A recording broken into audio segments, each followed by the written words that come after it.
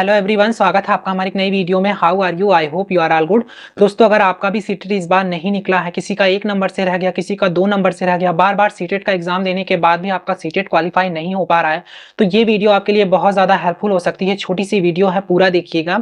देखिए, आपको पता है कि इस टाइम चुनाव का माहौल चल रहा है और आपको ढेर सारी टीचिंग वैकेंसियां देखने को मिल सकती है। बिहार में आप देख ही रहे हो कि लगातार शिक्षक बहाली चल रही है, टीआरई 3, टीआरई 4, टीआरई 5, और अदर स्टेट में भी आपको आने वाले समय में वैकेंसीज देखने को मिल सकती है।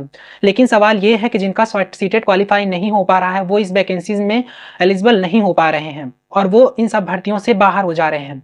तो कहने का मतलब ये है कि जिनका सीटेट क्वालिफाई नहीं हुआ है, वो सीटेट क्वालिफाई करने में उलझे हुए हैं और उनके हाथ से जो ये बड़ी बड़ी अपॉर्चुनिटी है वो निकलती हुई चली जा रही है और वो बहुत ज़्यादा परेशान है कि उनका सीटेट नहीं निकल पा रहा है। क्योंकि आपको पता है कि सीटेट ऑल इंडिया में एलिजिबल है टीचर वैकेंसीज के लिए। अगर आप सीटेट क्वालिफाई नहीं होते हैं तो आप टीचर बनने के एलिजिबल नहीं है किसी भी स्टेट में। ठीक है, तो आपको कहने का मतलब ये है कि सबसे ज़्यादा मोस्ट इंपॉर्टेंट है पहले सीटेट क्वालिफाई करना। अगर आप सीटेट में उलझे रहोगे तो आपकी जो ये वैकेंसियां हैं वो निकलती हुई चली जाएंगी और चुनाव के बाद आपको पता ही है कि कितनी वैकेंसियां निकलती हैं। दूसरी बात, आपको पता चल गया होगा आप तक कि ये जो हमारा अगस्त में अब की बार सीटेट का एग्जाम होगा, इसके बाद जो हमारा एग्जाम होगा वो सीबीएसई नहीं कंडक्ट कराएगी। 4-5 साल से सीबीएसई जो सीटेट का एग्जाम कंडक्ट करा रही है, वो अब सीटेट का एग्जाम कंडक्ट नहीं कराएगी। अगस्त के बाद, इस बार अगस्त में वो कंडक्ट कराएगी। इसके बाद जो आपका दिसंबर जनवरी में एग्जाम देखने को मिलेगा सीटेट का, वो एनटीए कराएगी। तो आप इससे समझ सकते हो कि जब आयोग चेंज होगा तो एग्जाम पैटर्न चेंज होगा, सिलेबस चेंज होगा, एग्जाम का लेवल हाई होगा। तो कहने का मतलब ये है कि कह सकते हैं इसको, ये आखिरी मौका है आपके पास अगस्त और जुलाई वाले एग्जाम में।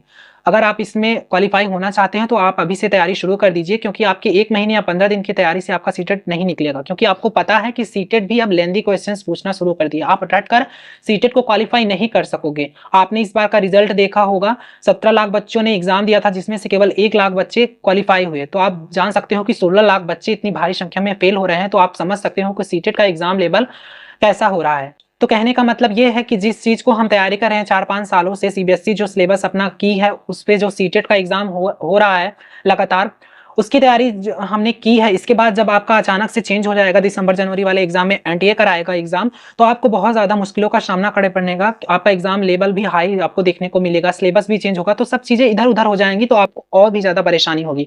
तो आप ये कह सकते हो कि आपका जो अगस्त और जुलाई वाला एग्जाम है, ये आपके लिए एक आखिरी मौका हो सकता है सीटेट को क्वालिफाई करने का। इसके बाद जो न्यू पैटर्न और न्यू सिलेबस आएगा उसकी बात है, उसको जब देखेंगे तो फिर उसके बारे में डिस्कस करेंगे। ठीक है, तो आप अभी से अपना एग्जाम की तैयारी में लग जाइए और ये समझ कर चलिए कि आपके पास ये आखिरी मौका है जुलाई और अगस्त के एग्जाम में। इसमें आपको सीटेट हर हाल में क्वालिफाई करना ही करना है।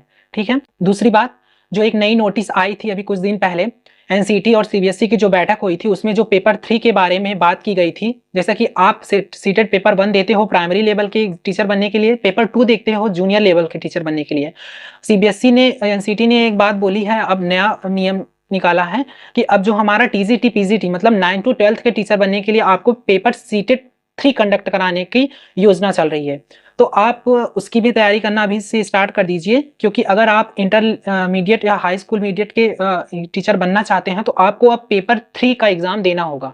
हो सकता है अगली बार से लागू हो जाए और सीटेट में आप 3 पेपर होना शुरू हो जाए। तो ये चीज ठीक भी है, क्योंकि आपको पता होगा कि बिहार और अदर स्टेट में आपको, अगर आप टीजीटी पीजीटी के लिए अप्लाई करना चाहते हो तो आपको बिहार स्टेट पास होना चाहिए, जो कि बिहार राज्य कराता है। और हम लोग इसलिए उसको फॉर्म फिल नहीं करते हैं, क्योंकि हमें बिहार में उसका एग्जाम देने के लिए जाना पड़ता है और हम जो 9 to 12 के टीचर बनने का जब फॉर्म निकलता है तो हम उसको फिल नहीं कर पाते, क्योंकि हमने स्टेट नहीं दिया है।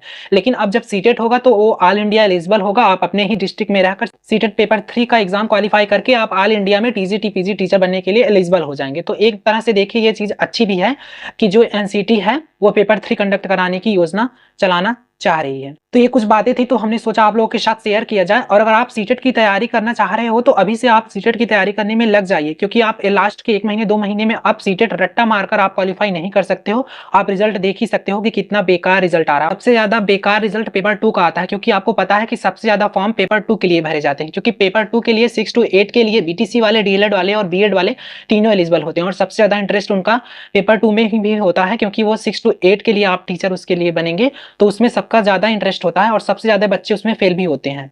ठीक है, तो अगर आप तैयारी करना चाहते हैं तो आपको मई लास्ट या जून फर्स्ट में आपको नोटिफिकेशन सीटेट का देखने को मिल जाएगा अगस्त वाले एग्जाम का। तो उसकी तैयारी अभी से आप लोग स्टार्ट कर दीजिए, क्योंकि आपको जो कंटेंट पढ़ना होगा एनसीईआरटी पूरी पढ़नी होगी आपको, और पेडागॉजी का बेस आपको मजबूत करना होगा।